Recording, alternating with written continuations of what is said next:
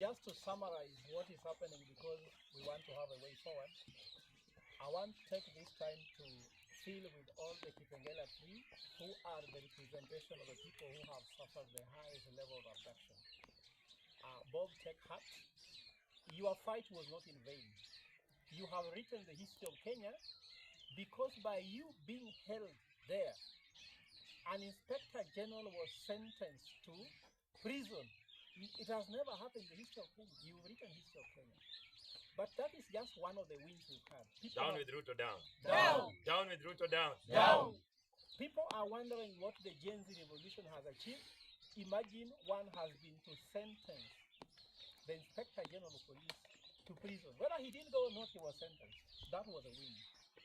But also the Kenyans, what I want you to know, how important was it that the leaders of Free Kenya movement being arrested and held in Communicado was so important that even Inspector General had to lose his job. Can you imagine how important this movement is? So I want to take you to the heart of what we are trying to do. We are trying to liberate Kenya. And the liberation is not that we want an African or a Kenyan to rule us, because we have Kenyans who are not ruling us right. We want to liberate Kenya with what my colleague Christine has said. 60% of Kenyans, young people, are unemployed. 20% are underemployed. Soon we are going to see 7 million young people walking on the streets of Nairobi without a job. How will Nairobi look like? And how will Kitengela look like with 3 million people without a job? And ask yourself, if you go to Machakos, you go to Mombasa, you go to Kiambu, you go to Murang'a, 37 counties went out and rejected this government. So, as far as we are concerned, the problem is so deep-seating that cannot be solved with cosmetic solutions or useless bills in parliament. Whatever parliament makes as a decision, for us, it is useless. Whether they impeach anybody, whether they change, whatever they want to change, parliament died on 25th of June 2024, according to us. Whichever decision they make, it's as irrelevant as one made by pigs or made by baboons. Yes. For us now, parliament don't exist. They can do anything they want. We must free Kenya and take Kenya back to Kenyans. Taking back Kenya back to Kenyans is that our voices must be heard, and it won't be suppressed with abductions.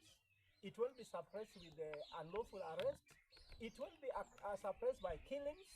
You can see us with red berets. It is, we know this country is in danger, and we are taking the bullet on the front line. So there is no one to scare you.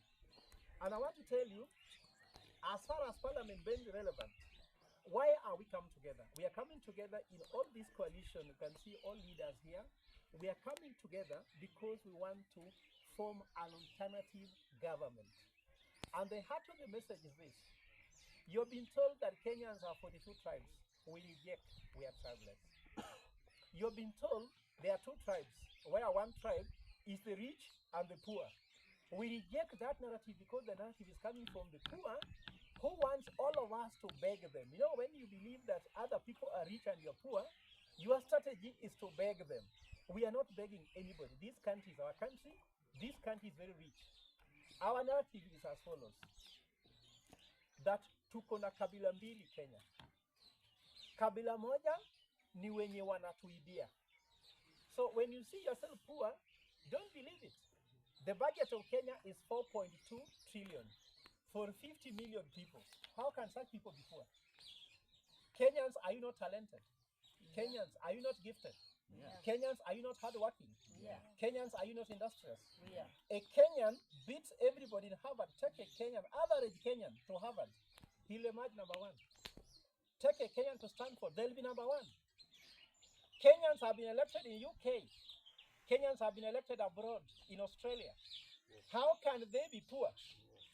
We are poor because kuna wale wanatuibia, na hiyo ni kabila moja.